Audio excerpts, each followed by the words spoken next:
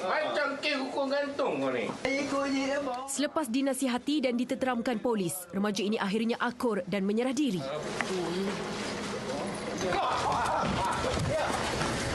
Rumah sering dijadikan port pengedaran dan penagihan. Itu laporan yang diterima sebelum rumah kampung satu tingkat ini diserbu polis. Pergerakan beberapa individu yang dilihat cuba melarikan diri melalui laluan belakang menambah keyakinan terdapatnya aktiviti dadah di dalam rumah. Pakai baju dia seorang. Elok kau tak pakai baju. Mai, baik buka. Sebelum saya tengah.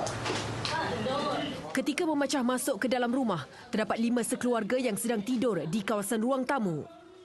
Pemeriksaan selanjutnya menemui sebuah bilik tanpa penghuni, namun terdapat alatan dadah ditinggalkan dalam keadaan bersepah.